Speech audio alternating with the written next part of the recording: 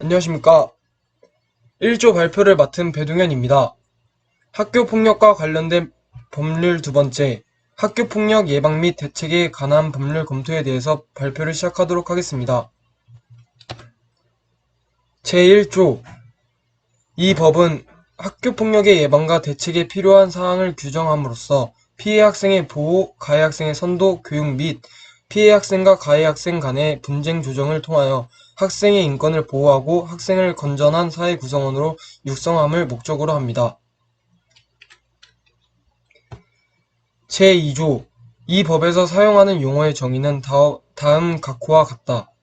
첫 번째, 학교폭력이란 학교 내에서 학생을 대상으로 발생한 상해, 폭행, 감금, 협박, 약치, 유인, 명예훼손, 모욕, 공갈, 강요, 강제적인 심부름 및 성폭력, 따돌림, 사이버 따돌림, 정보통신망을 이용한 음란폭력 정보 등에 의하여 신체, 정신 또는 재산상의 피해를 수반하는 행위를 말합니다.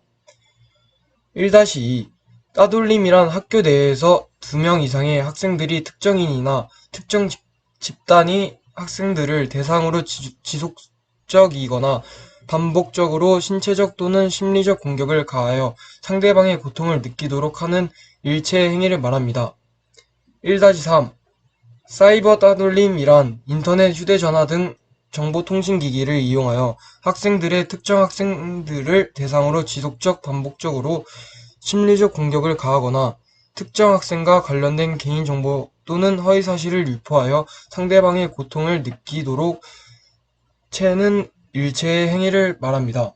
2번.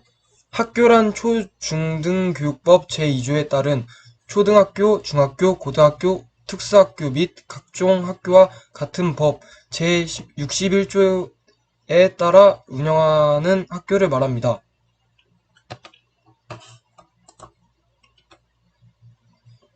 세 번째, 가해 학생이란 가해자 중에서 학교폭력을 행사하거나 그 행위에 가담한 학생을 말합니다. 네 번째, 피해 학생이란 학교폭력으로 인하여 피해를 입은 학생을 말합니다.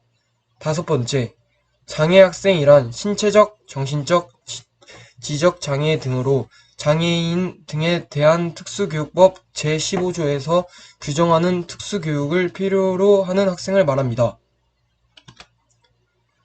제3조 해석 적용의 주의 의무. 이 법을 해석 적용함에 있어서 국민의 권리가 부당하게 침해되지 아니하도록 주의하여야 합니다. 제12조 학교폭력 대책심의원회의 설치 기능은 학교폭력의 예방 및 대책에 관련된 사항을 심의하기 위하여 지방교육자치에 관한 법률 제34조 및 제주특별자치도 설치 및 제주자유도시 조성을 위한 특별법 제80조에 따른 교육지원청의 학교폭력 대책심의위원회를 둡니다. 다만 심의위원회 구성에 있어 대통령령으로 정하는 사유가 있는 경우에는 교육감 보고를 걸쳐 둘 이상의 교육지원청이 공동으로 심의위원회를 구성할 수 있습니다. 두 번째, 심의위원회는 학교폭력의 예방 및 대책 등을 위하여 다음 각호의 사항을 심의합니다. 첫 번째, 학교폭력의 예방 및 대책. 두 번째, 피해 학생의 보호. 세 번째, 가해 학생에 대한 교육 선도 및 징계. 네 번째, 피해 학생과 가해 학생 간의 분쟁 조정. 제15조 1번 학교폭력 예방 교육 등에서는 육체적, 정신적 보호와 학교폭력의 예방을 위한 학생들에 대한 교육을 학기별로 1회 이상 실시하여야 합니다.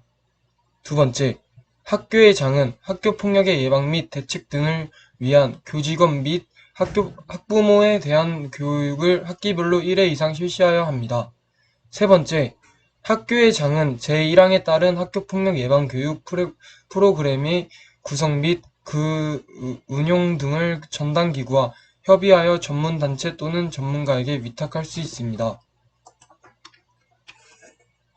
네 번째, 교육장은 제1항부터 제3항까지의 규정에 따른 학교폭력 예방 교육 프로그램의 구성과 운용 계획을 학부모가 쉽게 확인할 수 있도록 인터넷 홈페이지에 게시하고 그 밖의 다양한 방법으로 학부모에게 알릴 수 있도록 노력하여야 합니다.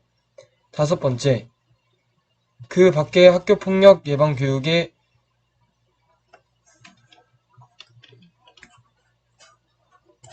실시와 관련한 사항은 대통령령으로 정합니다. 16조 심의위원회는 피해 학생의 보호를 위하여 필요하다고 인정하는 때에는 피해 학생에 대하여 다음 각호의 어느 하나에 해당하는 조치를 할 것을 교육자에게 요청할 수 있습니다.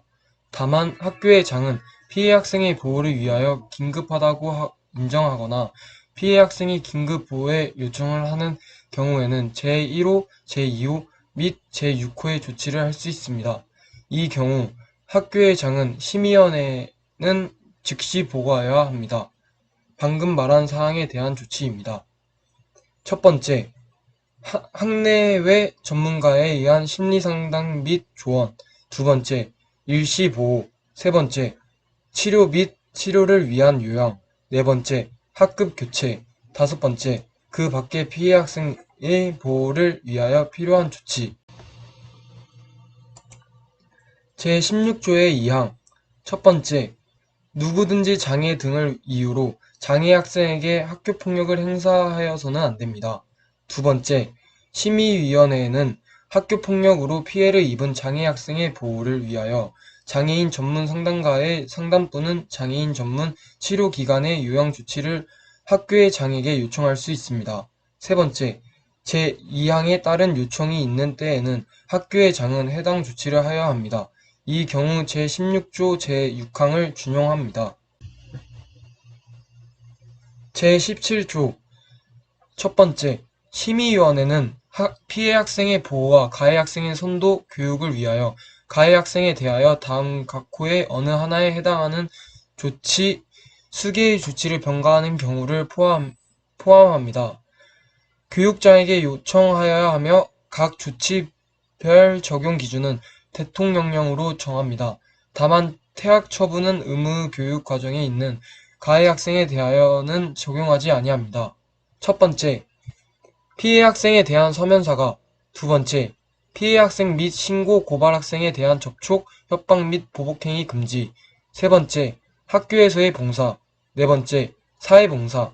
다섯 번째, 학내외 전문가에 의한 특별교육 이수 또는 심리치료. 여섯 번째, 출석 정지. 일곱 번째, 학급 교체. 여덟 번째, 전학. 아홉 번째, 퇴학 처분이 되겠습니다.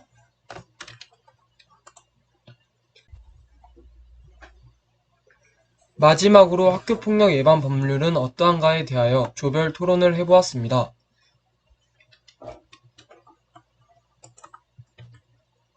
먼저 홍희민 학생의 의견은 학교폭력 예방 법률은 강화가 되어야 하고 처벌은 더욱더 강화가 되어야 한다고 생각합니다. 그 이유는 내가 봐온 학교폭력은 보기보다 수위가 꽤 높습니다. 그래서 그만큼 학교폭력 예방 법률도 강화가 되어야 한다고 생각합니다.